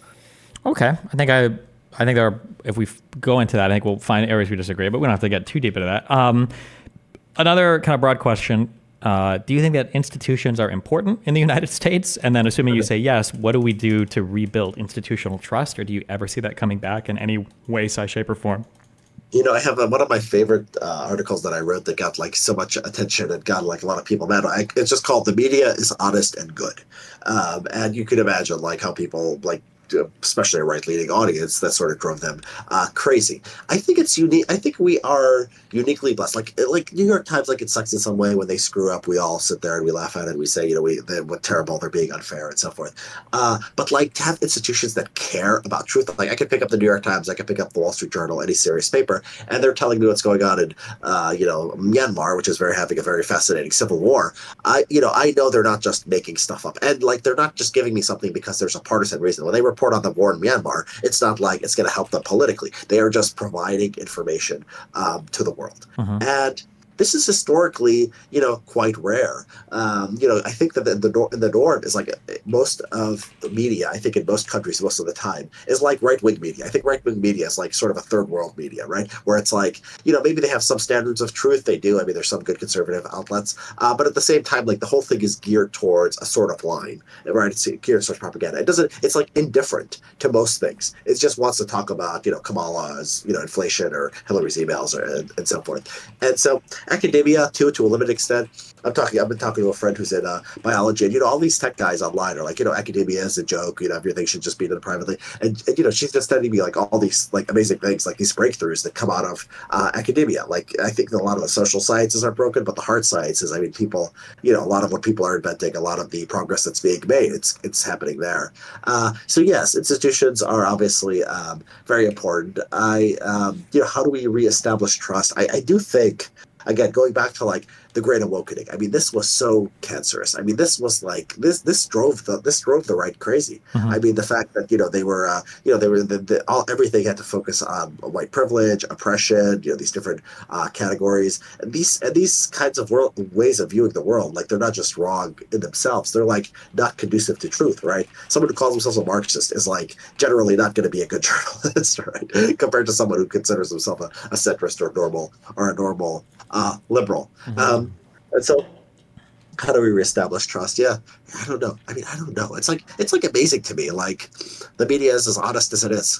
Like given the incentives, like they should just lie. They should just make stuff up. They should. I mean, like that's what like I would do if I was CNN. I just wanted to maximize profit, right? I would just go for the most sensational stuff. But they don't do that. They have some kind of ethics. Not to be like super partisan, but I mean, if you ever read the depositions or the stuff that came out of that Dominion media suit, that was essentially what was happening with Fox. I wasn't aware of this at the time. Fox has like a brain room where they do fact checking. They do good fact checking. They do good work behind the scenes there. But they were like, we're losing our fucking audience to Newsmax. We have to push these stories or we're fucked. Yeah. Yeah. No, you're right. I mean, you're right. I mean, this is a flaw of conservative media. Yeah, they should have been ashamed. I mean, I did see that. I did see that Dominion stuff, and I saw, Tucker specifically, who knew it was all fake, and then like later says we're losing our audience. Oh my God! Yeah. It's psychologically a sort of fascinating thing because to these, to a lot of these people, truth doesn't have value in its own sake, right? It's like you can see truth. The second truth becomes inconvenient. The second it's going to lose you a few viewers, it's going to lose you a little bit of an audience. You chuck it, and then you tell yourself, "Well, the libs are bad anyway. They lie just as much," and you're able to assuage your guilt. Yeah, this is I think this was a. But did you also look into the Roger Ailes stuff at Fox? Roger Ailes? No, what's that?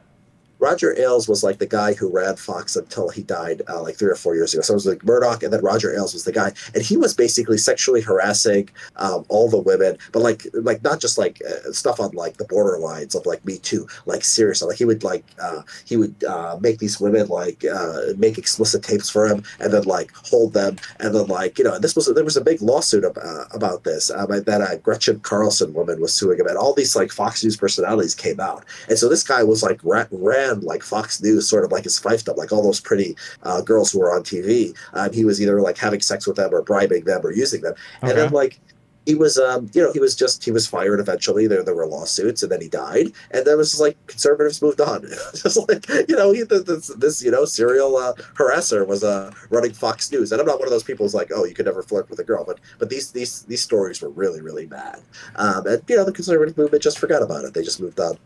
Why do you think there is such a lack of accountability when it comes to getting things wrong?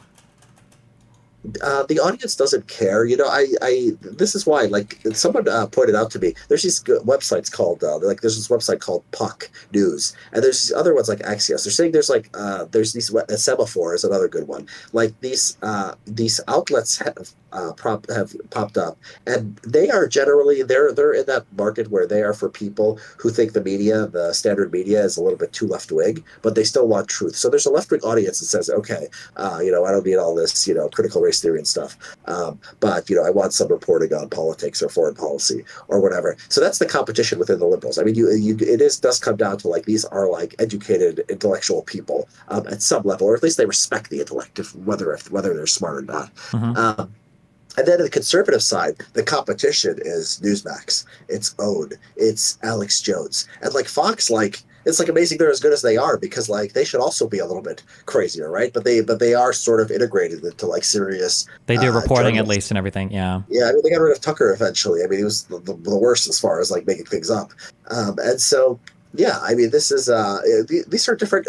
Yeah, I'm so negative on conservatives, man. My answer to everything is like they don't care about truth. Yeah. They're not intellectual, and they just want to sort of win and be entertained. Another thing is interesting thing about the conservative media is like you look at like the Daily Mail in the UK or the New York Post, and it's very interesting. They're like half tabloids, half conservative newspapers, and it's like the National Enquirer going all in on Trump too is very interesting because it's like they're the tabloid readers, right? That's very interesting. Like you don't see like the New York Times / National Enquirer or something like that. It's like it's like a very sign of like simple-minded, just wants to be entertained. And the fact that these two things go together, I think, tells you something like deep about the differences between conservatives and liberals.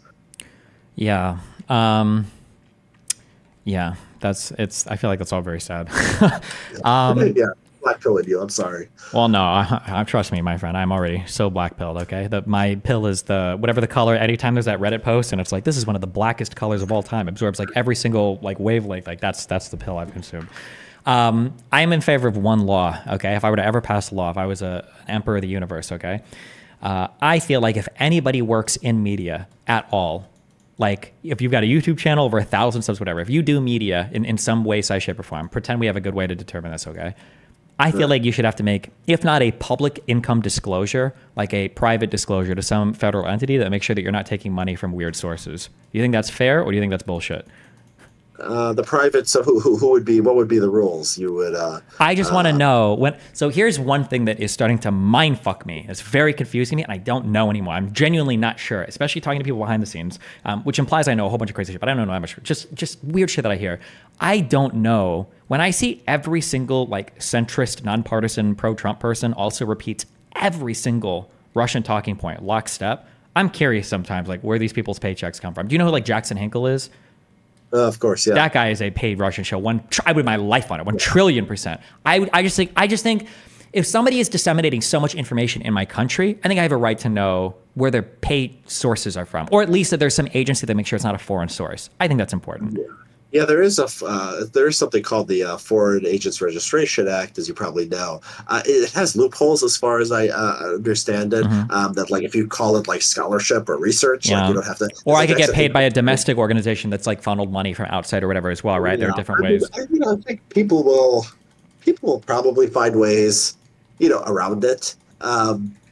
I don't know. Like it would be just hard enforcement. You're going to watch every influencer, everyone in media. There's people with millions of Twitter followers, or hundreds of thousands. Yeah, I don't know. It just seems to be like make them do compliance. I don't care. It might be hard. It's also hard to find murderers. Okay, but we still do it. Yeah, well, yeah. I mean, I think it would be. And so you do file a tax return. Yeah. So you do file your income if you're doing something illegal, the government can look into it. So I don't know. Having this like heightened standard for people in media, I don't know. I think that's not good for free speech. I think that sort of chills people. You have to go through a more bureaucratic hurdles. You have to file like double a tax return. Like if you're in media, people are just going to say it's not worth it. Maybe that's. It is true that it might have a chilling effect and it's a heightened standard, but I think you have a heightened influence and responsibility. Like theoretically, if the republic falls, I'm blaming alternative media. Okay, I'm gonna have like a fuck Tim Pool sticker on my AR-15. Okay, if I'm running through the streets as America collapses and we're in the Civil War, I'm gonna be blaming alternative media for it. Okay, well, Brent Weinstein will say he warned you and he told you that they were gonna do this to us. So yeah, I don't know. Yeah, I don't like it doesn't need an explanation. Like the audience, like Tim Pool, like Brent Weinstein, do they need money from? No, I think they're making plenty just from their audience. The problem is us. Maybe, like Jackson Hinkle, I mean, he might be a paid agent. I mean, he's so crazy. He's like Russians. Like, would they use some? Like, I just don't feel like Russians would. Like, he's like, Osama bin Laden is awesome. Like, Kim Jong-un is awesome. Like, are Russians paying for that? Maybe. I don't know. He just seems like a crazy person, but it works for him. He's got 2 or 3 million followers or something like that. I mean, if they're real, I don't think so. I think he's got like maybe 20 or 30,000 at most. No, I think it's international. I think that like the fact that Twitter is not just America. There's a lot of just anti-Semitic crazy people in like the Middle East and so forth, and just a lot of anti-Americans.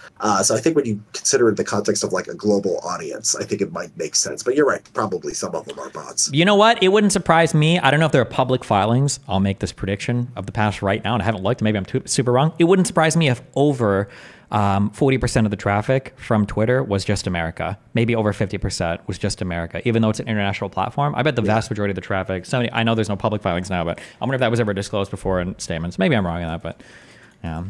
I think you're probably right. Well, do you have anything else you want to chat about or anything else on your brain? Or Not really. I mean, I enjoyed this. Yeah, Do you we could talk ever about do you ever engage with any of the other like Twitter wonks or the Twitter writers like the Noah Opinion or yeah, any do you know? You know what? A lot of them wouldn't get, so some of them, the right wingers will still talk to me. The left wingers, I noticed after the Huffington Post article came out, they became scared because their readers would like yell at them. So I would like engage with like Nate Silver and like Noah Smith. And then they like sort of stopped right there. Iglesias was very interesting because he would still engage with me a little bit, and like his audience would yell at him, and he like stood up to his audience. It was very impressive. He's like, he's a smart guy. You're saying this racist is a smart guy? He'd be like, he's a smart guy. I don't care. And it was like a very sort of honorable thing to do. But in general, not so much on the leftists anymore. But yeah, I mean, I'll talk to, I don't know, Wilfred Riley, Chris Rufo, a lot of, the center intellectual dark web to right wing people. I'll talk to them. The conspiracy theorists and such, I won't. It's not even worth it. I mean, I'll dunk on them. I'll get a good laugh out of Candace Owens, but like, I don't think you debate like a schizophrenic or somebody who's like borderline schizophrenic. I just think there's nothing good that's going to come out of that. Do you have an opinion on the IDW? I don't think it exists anymore. I mean, I think that like, Sam Harris, you listen to Sam Harris and he says, I just, whatever card, I'm turning in my IDW card. He's like, I want nothing to do with Brett Weinstein. And so you've had this sort of, you had like Bari Weiss go and do our own thing. You had like Brett Weinstein and like Rogan and like crazy conspiracy land. You have Sam Harris off doing his own thing. So yeah, I'm not sure to the extent to which it exists anymore. It's just it was like a sort of a way to classify a group of people. I mean, they really did split over sort of, I think, vaccines, conspiracy theories. Trump, Colette is still out there. I think it was almost considered kind of like an IDW thing. But, Claire is very sane and doesn't accept any of these crazy conspiracy theories. So, yeah, I mean, it broke up into like the people who are sort of sane and the people who are out of their minds. And that's sort of where we are now. One of the big issues that I have when people talk about like skepticism, like I think that skepticism is probably one of the most important qualities that people can have. But I feel like there's a lot of terms now, maybe it's always been this way, where people will take something that has an incredibly noble function and they wield it only aesthetically. So when you talk about like people that are skeptical, I know 99% of the time, if somebody describes themselves as a skeptic, I know what this means. It means that they're going to tell me they've done a lot of reading and research, and they're going to repeat to me verbatim every single thing they've heard off Joe Rogan, that they are not skeptical of anything they hear from their favorite like centrist or right-wing content creators, but they are highly skeptical. And when I say skeptical, I mean that they fundamentally distrust and won't believe anything that comes from like academia or like any type of like scientific journal or whatever.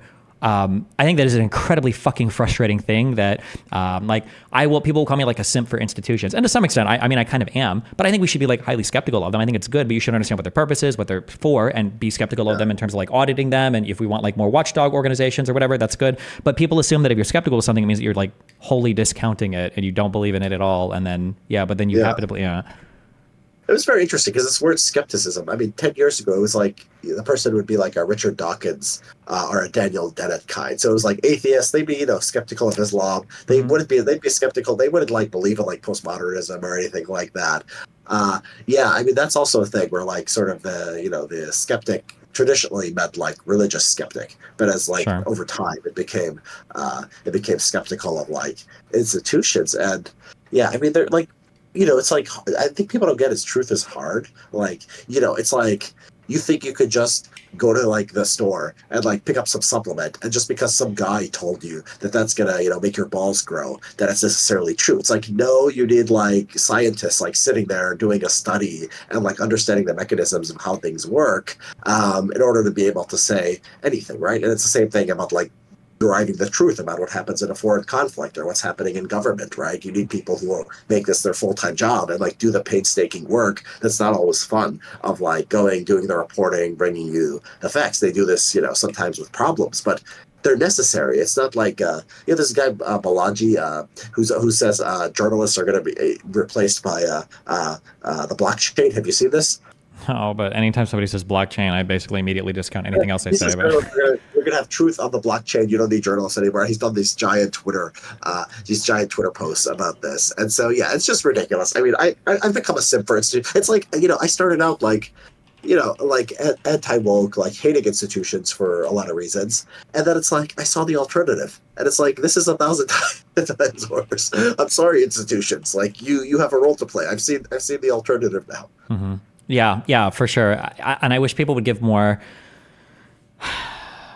It feels even stupid to say, give more credit to mainstream media or institutions. Like, it's even if saying that, you sound fucking insane. But it's like, really? Like, should you? Like, do I really have faith in Tim Pool's fact-checking team over, like these other mainstream media orgs that are actually held to account when they get things wrong? But yeah, whatever. Okay, well. You do this for 8 hours, is that right? Yeah, somehow, yeah. That's impressive, man. I mean, I grew up playing like computer games and everything all day, so that was like 16 hours a day. So those are just screaming at people online. It's usually fun. Yeah, I'm like 3 years older than you. I think maybe that's a little bit of a different, not that far apart, but maybe I remember maybe the pre-internet days a little bit more. Yeah, sit there for like 8 hours. Like, I get having a podcast, I get having a blog, I do those things, but streaming for 8 hours, that's incredible. I just don't know how people do it.